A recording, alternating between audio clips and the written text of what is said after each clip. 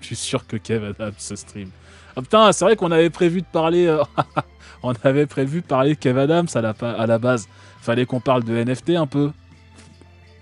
Fallait qu'on parle de NFT. Parce que j'avais prévu le lien en plus. J'avais prévu le lien. On va en parler un petit peu quand même. Où est-ce que c'est? Si. J'avais prévu le lien. J'avais prévu de parler de Kev Adams un peu, de la dernière... Alors, j'ai pas le droit de dire arnaque. Je crois que j'ai pas encore le droit de dire arnaque. Parce que bah, y a pas eu de condamnation et que ça pourrait être diffamant. Donc, je me méfie quand même. Ces gens-là sont... Les artistes sont parfois un petit peu touchy sur la manière dont on qualifie leurs initiatives. Donc, je sais pas si j'ai le droit de dire vol ou escroquerie, mais bon, parlons de NFT dans les jeux de combat. Disons que ça, il y a eu un projet de film artiste. Ah bah il s'appelle comme ça. Moi, je les appelle comme ça. Christophe, merci pour le resub. Merci beaucoup pour le soutien. Ça me fait extrêmement plaisir. Et donc, parlons un petit peu du sujet quand même. Il est quelle heure? Il est 5h30 quand même. Putain, ça fait 3 heures qu'on est là. Hein. Ouais, quand même. Et donc, parlons un petit peu du sujet. Parce que je voulais vous en parler. Alors, il y a un article de Mediapart. Je vous invite à aller le lire si jamais vous êtes abonné. 3 heures qu'on parle de lag. Ouais, mais il y avait à dire. Puis on a parlé d'arcade, et puis on a parlé de caca en début de stream aussi. Si vous n'étiez pas là en début de stream, vous avez raté une discussion très intéressante sur la malbouffe et le caca. Parce qu'on n'a pas peur des sujets qui fâchent ici, hein, comme je le disais tout à l'heure. On n'a pas peur de secouer un peu l'arbuste, nous. Hein, voilà. Bref. Que s'est-il passé dans le monde merveilleux du cinéma français? Le cinéma français a de bonnes idées.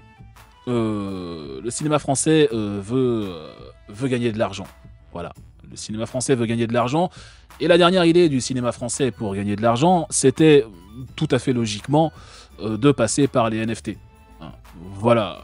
Parce que, visiblement, les précédentes initiatives en termes de NFT... ayant été des succès, bon, le cinéma français nous a gratifié dernièrement d'une formidable campagne de promotion pour un film qui s'appelle Plush, ou Plush. Apparemment, ça se prononce Plush. Je sais pas pourquoi. Moi, je pensais que ça se prononçait Plush parce que c'est sur l'histoire d'un ours en peluche. Donc, du coup, moi, je l'aurais prononcé Plush, mais Kev Adams s'y prononce Plush. Alors bon, si Kev Adams s'y prononce Plush, moi, je vais prononcer Plush, mais je comprends pas pourquoi je fais ça. Voilà. Du coup, plush, je sais plus. Non mais c'est ça, voilà. Bon, il faut prononcer plush. Voilà, comme flush, comme flunch. Ouais, peut-être, je ne sais pas.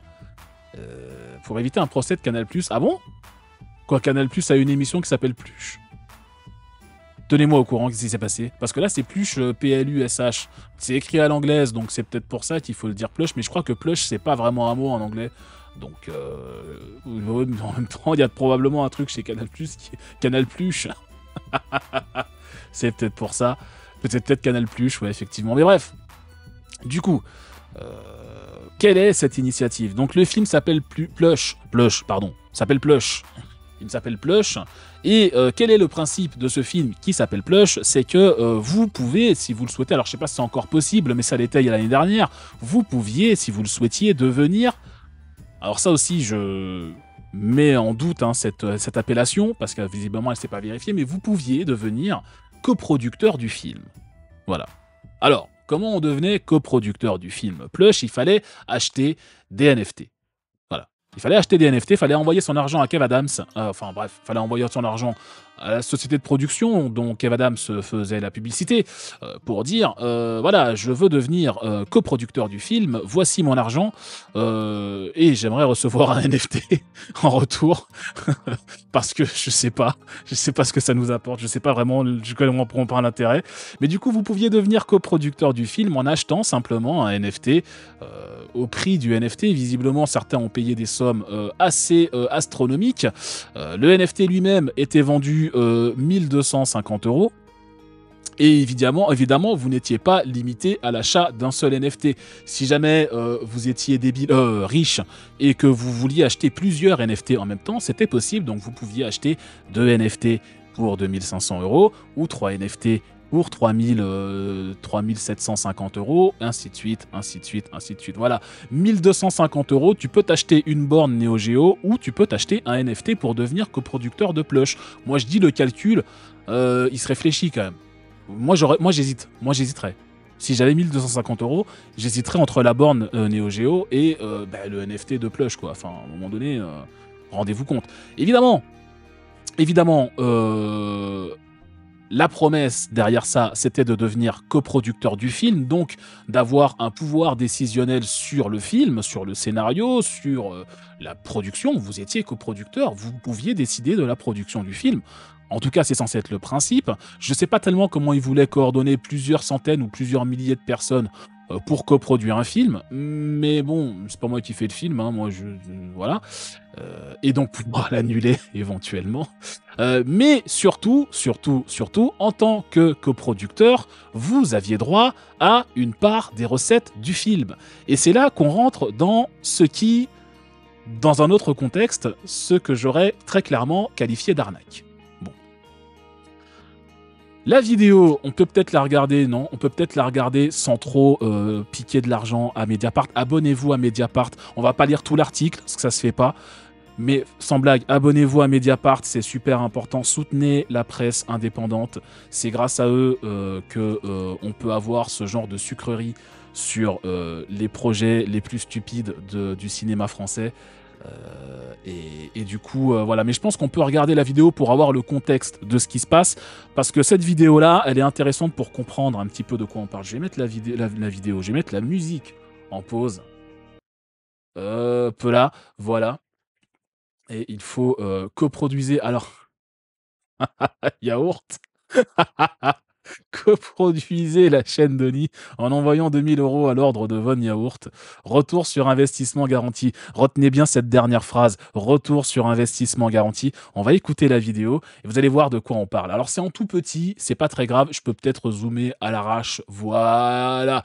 Vous allez essayer de comprendre ce qui va se passer avec ça. Je vais lire. J'espère qu'elle va se lire. Je suis avec un des représentants de Plush NFT. Vous avez le son, hein. Ici, vas-y, monte ta gueule, c'est tellement flippant. Les gens ils disent mais c'est quoi ce costume? Qu'est-ce que tu fais? C'est quoi ce costume? C'est vrai que c'est bizarre quand même de faire un live avec quelqu'un qui est habillé comme ça juste à côté.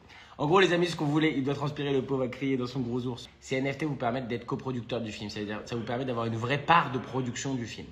Le but, c'est aussi pas seulement de mettre de l'argent et d'être producteur d'un film, le but c'est aussi de prendre les décisions avec nous, de participer avec nous aux décisions.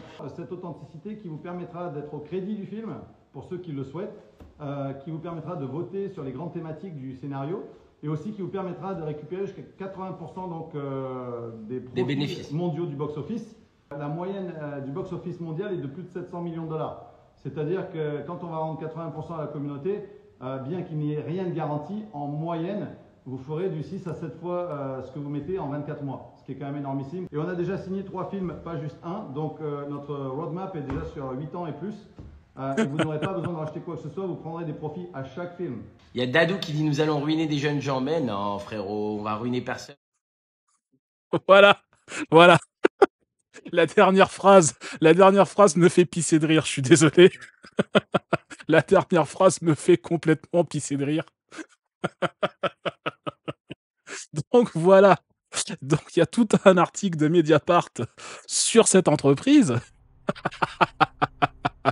Voilà, t'inquiète frère. Il y a tout un article de Mediapart sur cette histoire qui raconte les prémices là, de ce qu'on vient de voir, cette promesse de retour sur investissement à 80%, rendez-vous compte, en disant oui, vous savez, un film au box-office, c'est 700 millions. Alors, le nounours, il est mignon, mais il oublie complètement de préciser que 700 millions au box-office, c'est peut-être le cas pour les Avengers, c'est pas du tout le cas pour les films de Danny Boone ou pour les films de Kev Adams. Mais bon, c'est pas grave.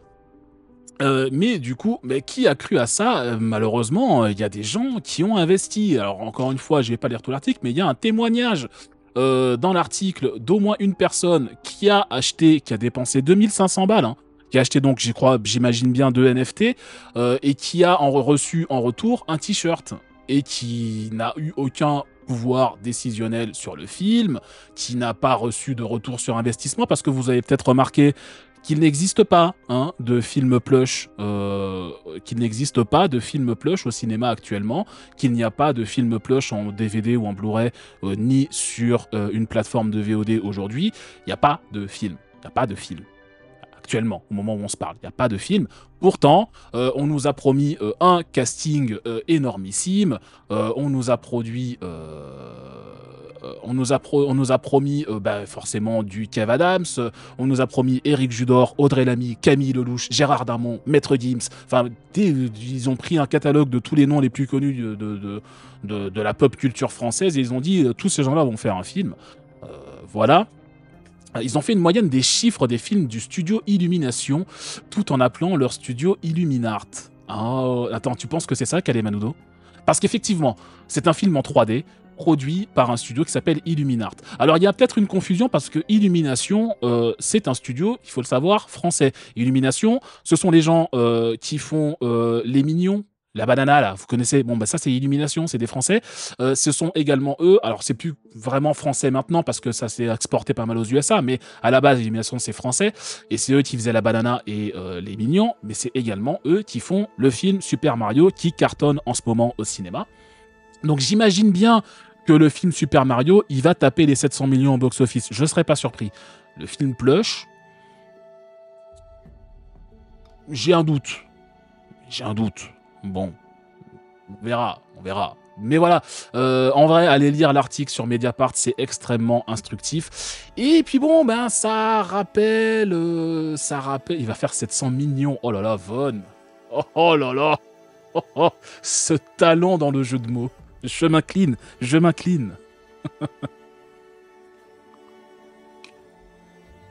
Mais voilà, oui, voilà, le cinéma a peut-être trouvé un nouveau moyen de se financer. Alors le problème... alors, est-ce que le film Plush, c'est pas un plagiat de Ted? Le problème, c'est que tant qu'on n'aura pas vu le film, on saura pas. Et du coup, on saura peut-être jamais. Mais on sait pas. Mais c'est vrai que l'idée d'un ours en peluche en 3D, on a déjà vu ça quelque part quand même. Il a dit frère, ça peut pas être une arnaque. Il a dit frère. Il a littéralement dit t'inquiète frère. Bon, c'est que c'est bon, on peut y aller. Y a pas d'embrouille. Il a littéralement dit t'inquiète frère. Donc ouais. Mais donc voilà, il y a un petit souci. Et du coup, là, les gens qui ont investi, c'est quand même plusieurs centaines de personnes, visiblement, qui ont investi dans les NFT du film, qui y ont cru. Bon, je suis navré, mais voilà, qui y ont cru. Et donc, il a dit frérot. C'est vrai, il a dit frérot, donc c'est encore plus affectueux, tu comprends. Il a dit frérot. C'est légalement contraignant de dire frérot. Si tu dis frérot, t'es obligé de le faire. C'est ça, c'est encore pire qu'un contrat. Hein. T'as pas besoin de signer de contrat. Si tu dis frérot au mec, t'as pas besoin de signer de contrat. C'est automatiquement, légalement, t'es obligé. Ouais. Du coup, il a dit frérot, donc c'est bon. Poto aussi, ouais. Poto aussi. Du coup, voilà, il y a plusieurs centaines de personnes qui ont quand même dépensé de l'argent là-dedans et qui n'ont pas, pour l'instant, vu leur retour sur investissement. C'est-à-dire que, manifestement, la plupart ont reçu un t-shirt ou quelques goodies avec la tronche du film dessus, ou peut-être la tronche de Kev Adams dessus, je suis encore navré, mais voilà. Par contre, les retours sur investissement à 80%, que dalle. Le pouvoir décisionnel, que dalle. Les discussions avec l'équipe, machin, que dalle. Pour l'instant, rien. Et donc, cet article de Mediapart se pose la question de est-ce que c'était vraiment très honnête voilà. Est-ce que c'est vraiment très honnête toute cette histoire? Est-ce que, comme un certain nombre de projets qui tournent autour des NFT qu'on a vus jusqu'à maintenant, est-ce qu'il n'y aurait pas petite arnaque derrière quand même non, la question se pose. On n'affirme rien, bien sûr, mais la question se pose. Mais voilà. C'est quand même compliqué. Et donc, l'article explique qu'il y a plein de choses. Ça parle un petit peu des vacances à Dubaï, de certaines personnes de la production, de la vraie production, pas des gens qui ont payé des NFT, bien sûr. Hein. Ça parle de ce genre de choses. C'est super intéressant, faut aller voir. Mais voilà, encore une fois, je suis désolé de le dire, encore une fois, on nous présente un truc avec des NFT qui va révolutionner je ne sais quoi. Et encore une fois, t'as des gens qui perdent de l'argent. Et derrière, t'as des gens qui te disent frérot, t'inquiète, c'est safe quoi. Enfin, voilà. à un moment donné, si vous continuez à investir dans des NFT après ça, je sais pas quoi vous dire, moi. Je sais pas quoi vous dire. C'est arrivé aux USA avec Matt Damon, ils ont pas appris. Vous avez vu alors, un truc, parce que là, on parle de tous les gens qui ont fait la promo. On parle de tous les gens qui ont fait la promo, donc Kev Adams, Maître Gims, Audrey Lamy, tous ces gens-là là, qui ont fait la promo du film en disant allez-y, achetez, achetez. Oui, ça existe encore les NFT, bien sûr, hein, Tello. C'est encore le meilleur moyen de monter des arnaques avec les cryptos aujourd'hui, hein, les NFT. Hein. Ouais, bien sûr. Non, ça existe toujours. Et donc tous ces gens qui ont fait la promo, là, bah, pour l'instant, ils sont pas inquiétés. Hein, voilà, ils faisaient juste la promo d'un film, officiellement. Cela étant, revenons un peu sur l'affaire FTX. On a parlé beaucoup de l'affaire FTX à la fin de l'année dernière. Pour rappel de ce qui s'est passé avec FTX, c'était la deuxième plus grosse plateforme d'échange de crypto au monde. Elle a fait faillite en une semaine après les révélations je crois que c'était CoinDesk, qui expliquait qu'ils ont eu accès à des documents qui montrent qu'ils n'avaient pas forcément toutes les liquidités qu'ils disaient avoir. Ce qui, pour un organisme qui fournit un service bancaire, techniquement, n'est pas terrible. Du coup, panique auprès des gens qui avaient des jetons là-bas, qui les ont tous revendus. Du coup, FTX a dû payer la valeur de ces jetons en vrai argent aux gens, sauf qu'ils avaient effectivement pas les liquidités, et donc, ils ont été obligés de faire faillite. Le problème, c'est que depuis la faillite aux États-Unis, tu as un article de la Constitution qui s'appelle le chapitre 11 qui te permet de faire faillite, mais quand tu invoques le chapitre 11, ça veut dire que le gouvernement américain, la SEC plus précisément, doit mettre le nez dans tes comptes, doit tout fouiller de A à Z pour essayer de retrouver de l'argent quelque part pour payer les créanciers et pour clore les comptes de la boîte. La SEC commence à mettre le nez dans les comptes de FTX et se rend compte qu'il manque plusieurs milliards de dollars qui ont été déplacés de manière opaque d'une boîte à l'autre, qui a une société écran qui gérait l'argent de FTX sans le dire aux gens qui investissaient, etc. Enfin bref, c'était littéralement une magouille dans le truc. Du coup, le patron de FTX, aujourd'hui, il est en procès et il risque la prison à vie. Enfin, il risque 120 ans de prison, je crois. Mais bon, voilà. Donc, il est dans la turbo-merde. Et surtout, les gens qui faisaient à l'époque la promotion de FTX, parce que FTX, comme toutes les autres plateformes de crypto, comme tous ces trucs-là qui se montent autour des NFT, utilisent des stars, utilisent des youtubeurs, utilisent Matt Damon, utilisent des joueurs des basketteurs en NBA, utilisent, etc. Alors, il a payé la caution, mais le procès n'est pas encore terminé. Il peut toujours prendre 120 ans de tôle. Hein. Il a payé sa caution, donc là, il n'est pas en détention provisoire, mais il a toujours le procès qui arrive. Et donc, tous ces gens-là qui ont fait la promo de FTX, ils sont en train de se faire contacter par le procureur général aux États-Unis pour dire vous avez participé à une arnaque, vous avez fait la promotion d'une escroquerie. Du coup, vous allez devoir comparaître au procès, quoi, en tant que... Alors, je sais pas comment ils appellent ça. Je crois qu'en France, on appellerait ça témoin assisté ou quelque chose comme ça. Mais en gros, leur nom est dans le procès et ils vont devoir comparaître. Petite anecdote qui m'a fait marrer. Taylor Swift était dans les documents de FTX. Donc, la SEC a commencé à regarder. Le procureur général a regardé s'il fallait la contacter. Et, c'est ça, témoin assisté. Le procureur général a commencé à regarder quel rapport elle avait avec FTX et il s'est rendu compte qu'en fait, elle a été contactée par FTX pour faire la promotion de la crypto, de la plateforme et de leur crypto, et que en fait ils ont dû mettre fin aux négociations avec elle parce que Taylor Swift, elle a fait un truc que visiblement personne d'autre n'a fait, c'est qu'elle a demandé à voir les comptes de FTX. Elle leur a dit ok, vous voulez que je fasse la promo de votre... Non mais attends, et elle a dit vous voulez que je fasse la promo de votre plateforme et de votre crypto-monnaie, moi je veux bien, je veux juste voir les comptes et je veux voir vos garanties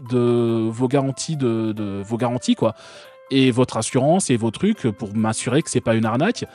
Et du coup, FTX, ils ont dit non, mais finalement, on va pas le faire. Et du coup, son nom est bien dans les listings parce qu'elle a été contactée, mais en fait, elle a pas mis une bille dedans, elle en a pas parlé et elle est pas dans le truc. Voilà, juste parce qu'elle a demandé à voir les comptes et les assurances. C'est incroyable. Faut qu'elle demande son équipe juridique, Taylor, ils font du bon taf. En vrai, ils font du bon taf. Ouais, clairement. Mais pour le coup, t'inquiète Sorod, ça a pas marché sur Taylor Swift. Ça a marché sur les basketteurs, ça a marché sur les stars du cinéma, ça a marché sur plein de gens. Ça a pas marché sur... Et donc, il y a plein de youtubeurs aussi. Plein de youtubeurs qui se sont fait masse de thunes grâce à FTX, parce que FTX les payait grassement. Hein. Ça se payait à coups de millions de dollars hein, pour faire la pub de leur plateforme. Hein. Donc il y a des youtubeurs qui aujourd'hui sont riches grâce à l'argent que FTX leur a filé pour faire leur pub. Et ben, ces mecs-là, aujourd'hui, ils sont en procès, au même titre que Sam Bankman-Fried. Ils vont apparaître au procès et on va leur demander leur implication dans l'arnaque qui a été montée par FTX. Donc Steve Curry, ouais. Steve Curry faisait de la pub pour les NFT, exactement. Il y en a eu plein, hein. Il y en a eu plein, ouais. Donc je crois que Snoop Dogg, alors je sais pas si Snoop Dogg était impliqué avec FTX, mais Snoop Dogg il est passé full crypto bro aussi. Hein. Il porte des habits Dogecoin, il est au taquet là-dedans. Larry David aussi, sérieux? Oh putain, ça me déçoit de Larry David, je l'aimais bien. Larry David aussi a fait la promo de FTX ou des cryptos? Oui, Snoop c'est pas étonnant, ouais. Mais ah merde, ah ouais. Eh ben écoute. Ouais, non mais enfin voilà, je n'ai pas de héros pour ça. Hein. Je n'ai pas de héros pour ça parce qu'un jour ils vont faire une connerie que je vais pas approuver là. Et voilà, c'est pour ça que je ne suis fan de personne. Voyez, c'est trop risqué. C'est trop risqué.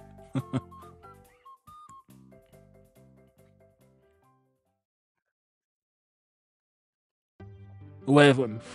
Exact, il y a plein de basketteurs hein, qui sont rentrés à fond dedans, les deux pieds dedans. Moi, ça me tue quand même. T'es basketteur en NBA, ça veut dire que t'es déjà riche. À moins de faire une énorme connerie, t'es assuré d'être riche et de finir, d'avoir une belle retraite. Pourquoi tu vas te foutre les pieds là-dedans, quoi? C'est un truc de ouf, ça me rend fou, moi. Je comprends pas. Mais ouais, mais ils l'ont déjà, la thune, les basketteurs, c'est ça que je comprends pas. Enfin, à moins d'être un basketteur de seconde zone qui passe son temps sur le banc et qui touche juste le minimum. À la limite, mais à ce moment-là, t'es pas célèbre. Quand t'es Steve Curry, la thune, tu l'as déjà. Quand t'es Shaquille O'Neal, la thune, tu l'as déjà, quoi.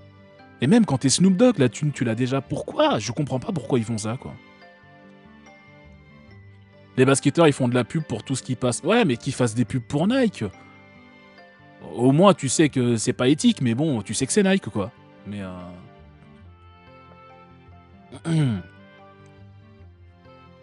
les mecs ont des carrières assez courtes, faut maximiser les revenus. Ouais, mais quand leur carrière est finie, s'ils ont eu une belle carrière, ils continuent à faire de la pub derrière. Michael Jordan, il a plus de carrière de sportif, mais il se fait toujours v'là la thune. Shaq, il a plus de carrière de sportif, il se fait toujours v'là la thune. Hein. En vrai, enfin, ouais. Larry Bird, il se faisait encore v'là la thune. Bon, à l'époque où il jouait, Larry Bird, on était moins riche en NBA, mais quand même. C'est pas parce qu'il a arrêté de jouer, tu vois, que... Sinon, faut investir dans Bud Light. Ah oui. Oui, on peut. Hein.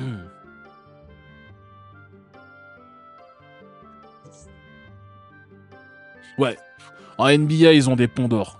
Ils ont des ponts d'or en NBA. Même les joueurs pas forcément célèbres, ils sont super bien payés. Donc moi, ça me tue de voir qu'ils vont se foutre les pieds dans ce genre de bordel. C'est n'importe quoi, hein. Franchement. Hein.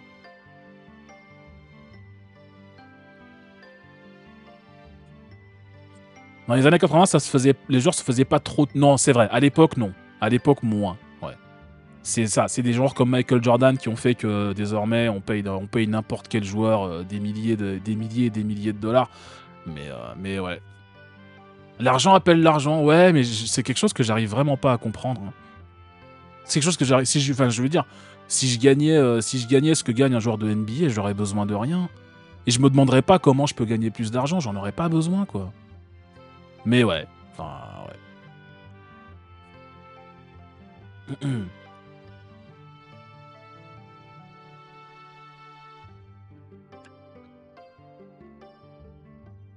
Voir si ce sont pas leurs agents qui les conseillent comme des quiches. Alors c'est possible, des Yonu, mais à ce moment-là, c'est aussi à eux de pas être des quiches, quoi, et de au moins se renseigner sur ce qui mettent en avant, quoi. Parce qu'il en va de leur image publique. Les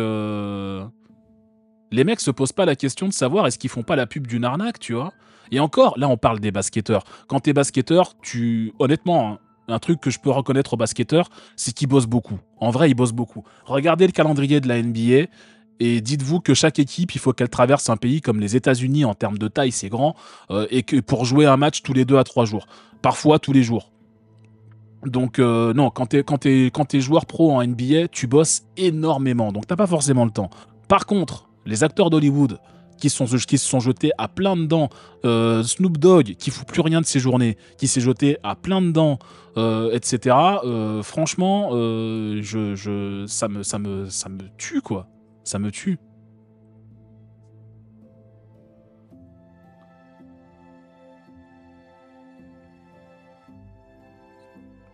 Non, en vrai, les Toshetan, ils sont riches. Hein. Je vais pas dire qu'ils sont pas riches. Évidemment, ils ont un jet privé. Mais regarde le calendrier NBA et dis-toi qu'il y a 82 matchs dans une saison régulière, plus les playoffs, hein, derrière, s'ils sont qualifiés, et qu'à chaque fois, c'est entraînement, match, entraînement, match. En vrai, ils ont pas beaucoup de temps libre, hein, les joueurs de NBA. Hein. Ils sont riches, mais c'est pas par hasard, quoi. Ils bossent vraiment beaucoup. Après, oui, ils gagnent trop d'argent. Bon, ça, c'est autre chose. Je dirais jamais le contraire.